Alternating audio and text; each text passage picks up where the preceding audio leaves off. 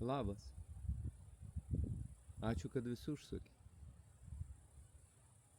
Šiandien pabūk su manim sode. Tiesiog pasėdim, pasisupam, nusiraminam. Aš žadėjau pristatyti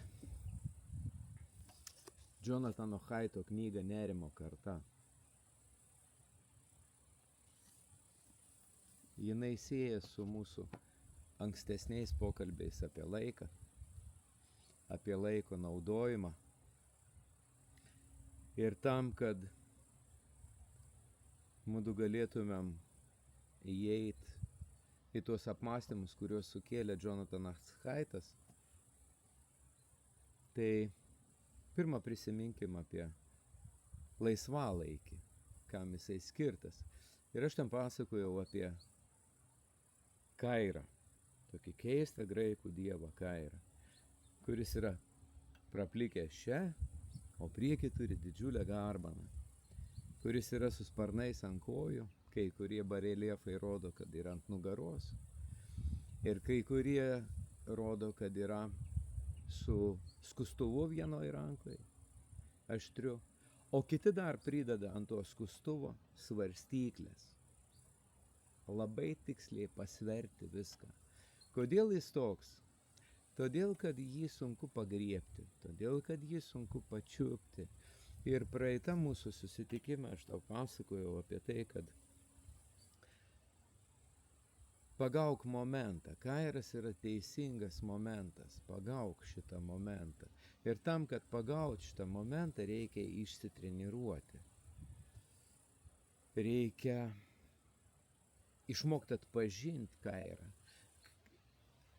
Aš sakiau, kad kartais chronos, tai yra tas tėkmės laikas, kuris reiškia jungiasi su mūsų kasdienybė, su mūsų telefonais, su skambučiais, su žinutėm, su viskuo. Kartais tie dalykai pasidaro tokie svarbus, kad aš realiai nebemoku atpažinti tikro ir teisingo momento, kuris gali nulemti mano raidą, mano gyvenimą į vieną arba į kitą pusę. Tai svarbu yra tiesiog sėdėti, tiesiog nusiraminti, tiesiog būti, kartais net nuobodžiauti. Apie tą kalba Jonathanas Haitas savo knygoje. Jisai kalba apie šios dienos aktualiją, moderniasias technologijas, apie telefonus, kaip jie pakeitė mūsų ir mūsų vaikų gyvenimą. Kuo man jisai patiko? Jis nėra radikalas, kuris sakytų, kad telefonai yra blogis, absoliutus ir juos reikia tiesiog sunaikinti, žmonija turi šito atsisakyti. Ne, jisai protingas žmogus. Nuostabiai sąžiningas, tą mes išsiaiškinsim toliau iš kitų jo knygų. Jisai yra moralinės psichologijos atstovas. Dėstytojas, mokslų daktaras, berods anksčiau dirbęs vienam universitete, paskui liktai New York'e, tą pasitikslinsi skaitydamas knygą.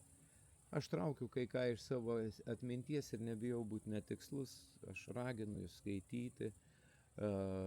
skaityti patiem, analizuoti patiem ir atrasti tą, ko aš ten neradau, o paskui dalintis tais dalykais, ką jūs ten atradot, ką jūs ten pamatėt.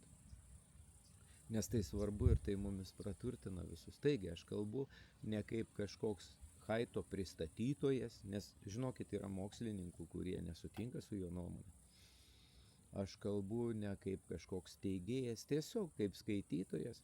Aš dalinuos savo mintim, net ne Haito, o savo mintim, kurios man ateina į mano galvelę, beskaitant šitą autorių. Beje, šita knyga yra ir audiotekoje, jeigu kam neturite laiko. Labai rekomenduoju ypatingai tiem, kurie auginate savo vaikus. Taigi, Kairas yra dievas, kurį mes turim atpažinti ir sugriebti už garbanos. Ir dabar, o prie ko čia telefonai, prie ko čia šitie įrenginiai, prie ko tas dalykas, kurio aš nepaleidžiu iš savo rankos. Aš pasakysiu, aš nepaleidžiu iš savo rankos todėl, kad čia yra kameros valdymas. Dabar aš jį turiu po ranka, nes jo valdau šitą kamerą. Tai Haito kampas yra labai įdomus. Jisai neskelbia telefono kaip absoliutaus blogio, bet jisai sako, kreipia dėmesį į tą, ne ką telefonas duoda, bet ką mes prarandam jį pasiimdami. Ką mes prarandam pasiimdami telefoną į rankas. Vieną momentą aš jau pasakiau. Telefonas ateina kaip pyptelėjimas, kaip message, kaip imk mane, žiūrėk mane, griebk mane. Ir jisai ištreniruoja ir išlavina mane griebti ką? Griebti telefoną, griebti tą momentinę žinutę, tą momentinį malonumą, tą reiškia begalinę peržiūrą, tą skrulinimą ir taip toliau. Jisai mane traukia daryti šitą. O tuo tarpu aš galiu prarasti patį svarbiausią savo gyvenimo momentą. Ir Haitas kalba apie žmogaus raidą, apie vaiko raidą. Turbūt ne vienas iš jūsų neneigs, kad mums svarbu, yra labai svarbu išmokti tuos dalykus, ką mes išmokstam tik betarpiškam bendravime su savo draugais, kieme, daržely, mokykloje, klasėje. Tai yra viskas. Tai yra ir džiaugsmas, ir skausmas, tai yra įvairios mūsų patirtis, tai yra draugystė ir išdavystė. Tai yra mes kartu linksminamės ir kartu liūdim, kad mūsų nepakvietė žaisti. Mes mokomės į šitos dalykus reaguoti, šitos dalykus tvarkyti. Mes mokomės kaip būti. Ar šito gali išmokyti telefonas? Ar šitą gali jisai padaryti? Ir tai yra kažkokia atvirkštinė dresūra. Aš nelaukiu to teisingo ir faino momento. Aš nelaukiu teisingo žmogaus savo gyvenime. To, su kuriuo mes ir tampam draugai ir einam per gyvenimą kartu. Bet aš mokaus skrulinti, mokaus žiūrėti pro rakto skylutę į svetimą gyvenimą. Ar šito reikės man gyvenime? O gal man gyvenime yra svarbiau tas tikras santykis ir to tikro santykio vargu ar telefonas, socialiniai tinklai juos gali duoti. Ir kaip reguliuoti šitą? Ar gali būti, kad jeigu aš paleisiu savieigai, ta prasme, daviau vaikui telefoną, nupirkau patį mandriausią, patį geriausią, kad jisai nesijaustų skurdžios klasėje, kad jisai turėtų, mano vaikas turi turėti geriausią. Bet neišmokiau elgtis su juo. Ir ar iš tikrųjų vaikas turės šitą matą? Ar aš turiu? Aš net savęs klausiu. Ar aš turiu šitą matą, kada sustot? Kad dabar yra svarbesnių dalykų. Gal dabar nueik pasivaikščiot su savo šuneliu. Gal eik rinkt obuolių nukritę sode. Gal daryk tai, kas yra dabar reikalinga. Ugdyk save tame. Kaip tai mus keičia. Ir čia yra du svarbus dalykai. Mes galime, taigi tikslas būti laimingais. Mes visi norim būti laimingais. Palinkėjimai per gimtadienius, per šventes, ko daugiausiai linki. Laimės, pinigų ir sveikatos. Toks popsas. Laimės, pinigų, sveikatos. Tai pirmuoju numeriu reiškia pabrėžia laimę. Mes norim būti laimingi. O iš kur tas laimingumas ateina? Ir liaudės išmintis sako, kad ateina, kai sutampa norai ir galimybės. Kai mano troškimai sutampa su galimybėm. Ir tada atsiranda toks dalykas. Reiškia, aš galiu sumažinti savo norus, Askezė. Aš galiu sumažinti savo norus ir per tai būti laimingesnis, atsisakau visko kaip šventas Pranciškus ir tampu laimingas. Arba aš didinu galimybės. Ir va dabar klausimas, ar iš tikrųjų šitas gyvenimas virtualioje erdvėje yra galimybių didinimas. Ar su tuo aš turėsiu turėti daugiau santykio, ar aš turėsiu daugiau santykių turėti su vis dėlto realiais žmonėmis. Nu nebent aš dirbsiu visiškai prie ekrano, kažkokiam statistikos departamente, su skaičiukais, biržai. Bet čia rizikinga. Rizikinga todėl, kad aš galvoju, dirbtinis intelektas labai greitai šitos dalykus užims ir pakeis. Jisai daug greičiau ir geriau atliks statistinius skaičiavimus, kitus dalykus. Tai mums lieka šitie buvimo žmogumi momentai. Ir vat klausimas, ar ekranas gali išmokyti mane būti labiau žmogum? Ar jis gali išmokyti? Ir čia yra kitas autorius, kada nors ir jo knygą panagrinėsim.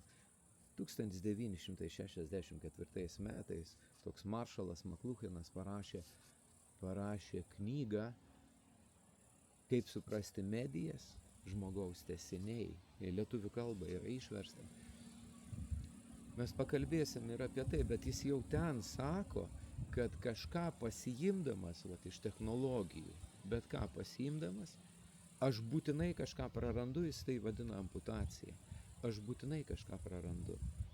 Tai mintis, kurios sukilo skaitant Haidtą apie šituos praradimus, ar iš tikrųjų reiškia, aš neįeinu pats ir neįvarau savo vaikų į tokią situaciją, kad aš juos tarytum stumiu prarasti tai, kas jiem iš tikrųjų bus reikalinga, ir ar tas užmokestis, ta amputacija nėra per didelė. Nėra per didelė. Mes sakom, kad bambam ten vyresni, mano kartos, o jaunimas pasikeitė ir taip toliau. O kaip jiem nesikeis? Taigi, mūsų ugdo kažkokios sąlygos, kurios yra aplink mus.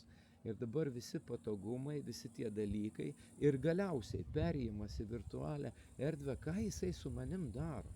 Ką jis su manim daro? Nu, pavyzdžiui, reiškia, atsiverčiu savo Facebooką ir žiūriu, kaip gyvena tas, kaip gyvena anas, ten pasidomiu kažkokiais savo draugais. Beje, kai atsirado labai daug, tai aš nebematau tikrųjų savo draugų. Man reikėtų dabar eiti per visus ir keist reiškia, šito socialinio tinklo nuostatas, bet man rodo tai, kas realiai aš jų nepažįstu. Nes yra prisidrauginę tiek daug, ir kur kai kurie, kur gal tik vieną kartą gatvėje prasilenkiam, arba girdėjo kažkokią mano laidą, paskaitą, dar ką nors, nepykit, bet aš nepažįstu. Kada ateisi, atsisėsi šalia, mes pasisupsim kartu, išgersim arbatos, dar ką nors, aš jau būsiu susitikęs. Mes šitą susitikimą prarandam ir jisai ateina į realybę. Ir jeigu man neįdomus tas susitikimas ten, tam socialiniam tinkle ar dar ką nors, ką aš darau, aš skrolinu. Aš einu toliau. Ir dabar klausimas, ką aš save patį mokau. Ar aš nemokau save skrolinti žmonių?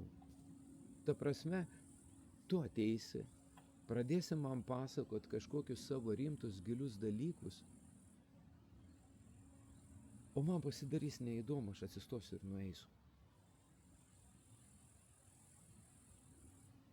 Tai keičia mane patį. Ne vaizdai keičias, bet mane keičia. Toks senas filosofas Emanuelis Kantas yra kalbėjęs apie santykį su gyvūnais, apie žiaurų elgesį su gyvūnais. Ir problema ne tame,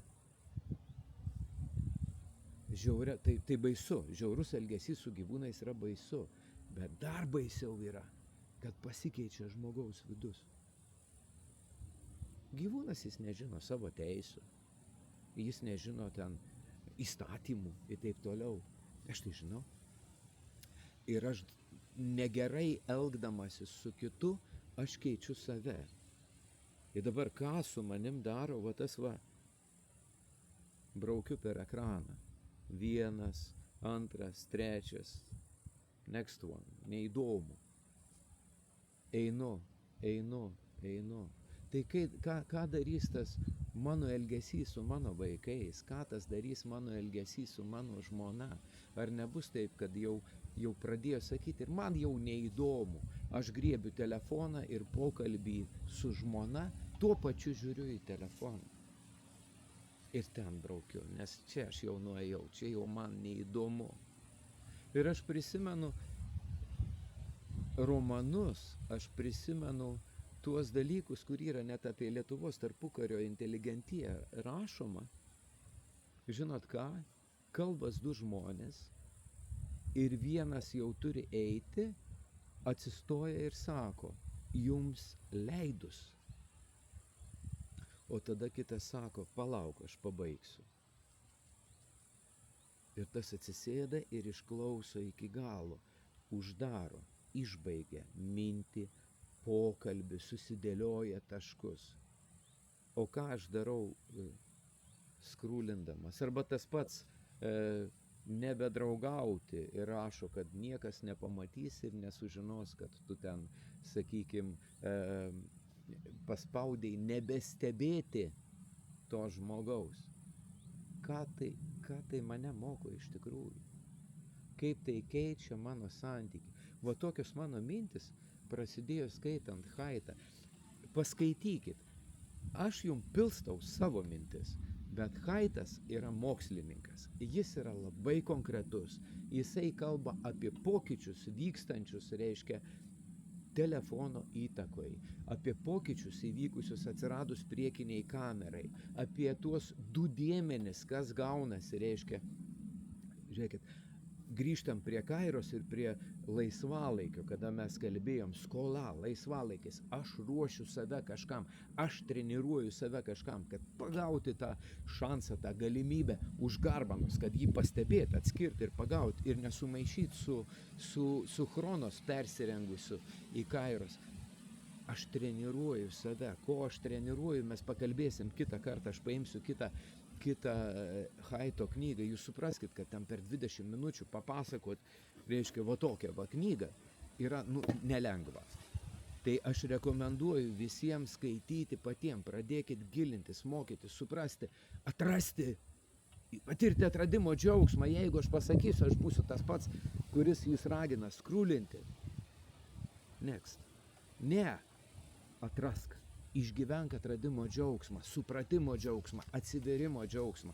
Man šiandien buvo tiek daug besiruošiant šitai laidai, kad aš turėjau eiti, pjauti žolės, padaryti savo pertrauką, nes, šakės man persikrovė galva. Aš tiek atradau dėl savęs, bet tai buvo man dėl manęs.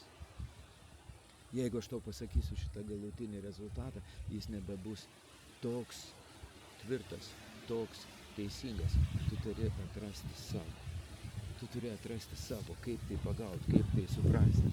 Ir sekanti knyga Haito bus Teisusis protas. Yra lietuvių kalboje nuostabi knyga, galite pasižiūrėti, ten kalba būtent apie tuos dalykus, ką aš treniruodamas turėčiau treniruoti, kad suveiktų teisingai, kad būtų mano akys atviros atpažinimui tikrosios Kairos garbanos, to tikrojo šanso, kas iš tikrųjų mano gyvenime svarbu. Ir svarbiausia, kad aš turėčiau galę tai padaryti. Ir grįžtu dabar į tą vietą, kur sakiau, kad vienas variantas yra sumažinti savo troškimus ir norus, atsisakyti kažko, kad jausčiausi laimingas. Bet klausykit, ką daro telefonas. Telefonas rodo kitų gyvenimus, kurie leidžia atostogas salose, kurie gali savo kažką tai nusipirkti, taip toliau. Ir mane įtraukia į lenktynės. Turėti, imti, naudoti, vartoti ir neužsipildyti. Va čia baisiausia. Nes visada bus už tave protingesnis, už mane protingesnis, turtingesnis, gražesnis ir taip toliau. Ir aš pabėgu nuo savęs paties. Aš pabėgu nuo savęs paties, aš nebesuprantu, kas aš toks. Va iš čia kyla tas vidinis nerimas, kad aš kažkur nebespėju. Aš jau praradau tai, ko net nepažįstu. Aš nežinau, ką rinktis. aš nežinau, kur stoti, aš nežinau, ką mokytis, aš nežinau, su kuo draugauti, aš nežinau, kokį asmenį pasirinkti savo gyvenimo kelioniai. Nu, nesitokotukai ten ženijas kas 3 metai ir rodo man tokį pavyzdį. O dar pasižiūrėk kokią lietuvišką laidą emigrantai ir supras, kad nu nieko gero čia, tu turi kažkur ten varyti, kad gerą atrasti. O ko tau iš tikrųjų reikia? Ko man iš tikrųjų reikia? Vat man reikia dabar, pavyzdžiui, sėdėti kur nors Turkijoje arba Maljorkoje, ar aš tiesiog džiaugiuosi savo sodu. Džiaugiuosi tik, kad pas mane užsukai. Ko reikia iš tikrųjų? Va šitą atrasti. Ir pabandyk pamastyti apie tą klausimą, vat kaip visi šitie algoritmai, kuriais yra sukurta virtualybė, perprogramuoja mane. Ir klausimas, kas įvyks greičiau. Aš tapsiu panašus į dirbtinį intelektą. Ar dirbtinis intelektas pasidarys žmogiškesnis? Aš nežinau. Bet ar nepasidarom dar labiau vienas kito vartotojai? Va šitas gąsdina. Nes sąžiningai nusileidžiam ant žemės, atsisėdam va ramiai sode. Ir žinai, man atrodo, aš tau pasakysiu didelę paslaptį. Tu nori būti žmogus ir nori būti priimtas kaip žmogus.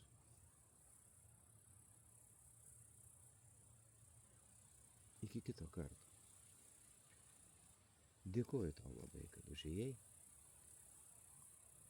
kad pabuvai kartu. Nežinau kaip tu, bet aš vien besiruošdamas susitikimams su tavim, aš matau, kaip tai mane keičia. Mane tai džiugina. Iki kito.